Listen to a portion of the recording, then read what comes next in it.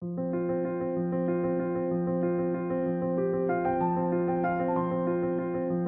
الله الرحمن الرحيم أنا نمادنا extended access control list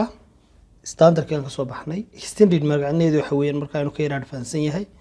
standard كي وحنا كسو عرقنا إنه basic configuration إنها سمين إنه وحديدينه وحنا إنه قلنا إنه كلياته لكن كانوا كسيفة فانسية هاي أو حنا قندونا إنه information إنتي كبدن حدي دونه تصالحان إن السيرفيس حدي كرنا بروتوكول حدي كرنا source IP address كحدي كرنا waayo marka hore source IP address kaliya xidhi jirnay imika destination IP address kan xidhayna marka waa more advanced soo garo name no loo configure gareyn karaa number no loo configure gareyn karaa range kiisa muhiima inta uu range kiisa u dhaxeeya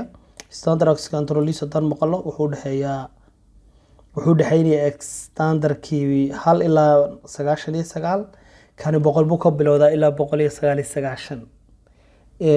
extended ranges kiisa gaarkiina xagaas uu isna sidoo kale dhacaya filtering baa lagu sameyn karaa isdhan based on source IP address destination IP address protocol iyo port number marka waa xog intii ka faahfaahsan bariga hore source IP address ku xidhi jirnay waxa wada jirnun qofka halka ka soo socda ayaanu soo gelin imika lafteeda waxaan ogolaanaynaa internally ayanu kala xidhiidhaynaa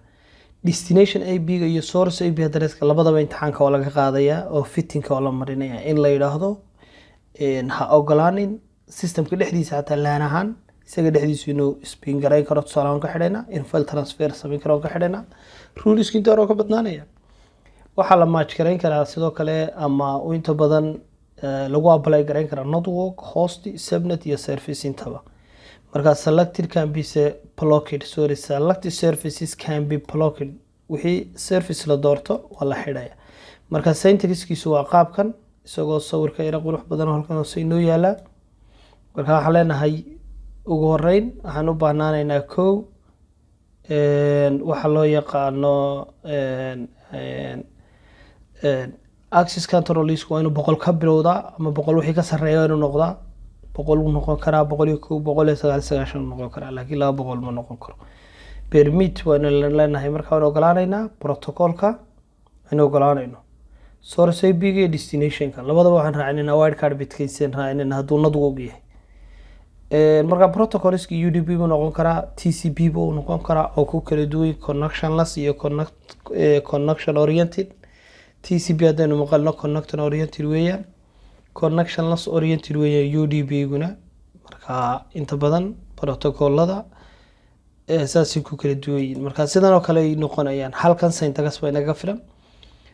tusaale ahaan network loo yaqaan 172.16.1.0 ayaa source number ka destination number kuna waa kan marka waxaan leenahay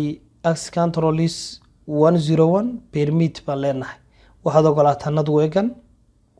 loo yaqaan 172.16 inuu 172.16.30 uu gaari karo dhanka 21 port 21 haddaan maqalno waa telnet keenu access gareyn karo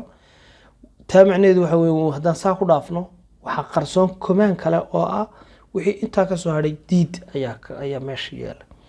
marka inta badan routerkan ku configure gareynayna waa routerka destination ka u dhow oo kan ah in ku configure gareynayna marka muxuu kaga duwanaanayaa standard access control list wuxuu kaga duwanaanayaa doorka waxa soo kordhaya port number ka ama TCP/IP ha noqdo ama UDP ha noqdo protocolada soo kordhaya